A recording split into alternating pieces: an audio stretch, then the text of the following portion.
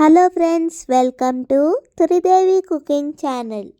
10 నిమిషాల్లోనే తయారైపోయే ఈజీ మరియు చాలా టేస్టీగా ఉండే శనగపప్పు వడలు ఎలా చేయాలో చూసేద్దామండి.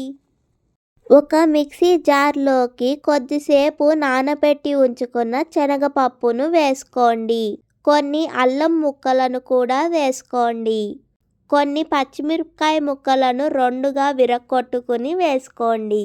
రుచికి సరిపడినంత ఉప్పును కూడా వేసుకొని మెత్తని పేస్ట్ కింద గ్రైండ్ చేసుకోండి. ఇప్పుడు మెత్తగా గ్రైండ్ చేసుకున్న శనగపప్పు మిశ్రమాన్ని ఒక గిన్నెలోకి వేసుకోండి. 2 మీడియం సైజ్ ఉల్లిపాయలను పకోడీ ముక్కలు కింద కట్ చేసుకుని ఈ శనగపప్పు మిశ్రమంలో వేసుకోండి. గుప్పెడంతా పుదీనా ఆకులను కూడా 2-3 సార్లు శుభ్రంగా కడుక్కొని వేసుకోండి. ఇప్పుడు వేసుకున్న పదార్థాలన్నీ కూడా శనగపప్పు మిశ్రమానికి బాగా పట్టేలాగా కలుపుకోండి.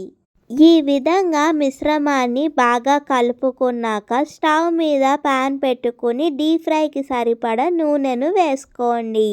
నూనె బాగా వేడయ్యాక శనగపప్పు మిశ్రమాన్ని ఈ విధంగా వడల కింద షేప్లోకి చేసుకుని వేసుకోండి.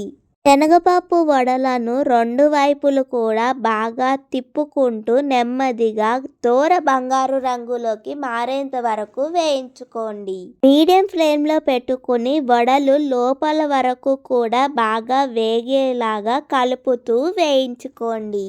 ఈ విధంగా బాగా బంగారు రంగులోకి వేగాక ఒక ప్లేట్లోకి వేసుకోండి.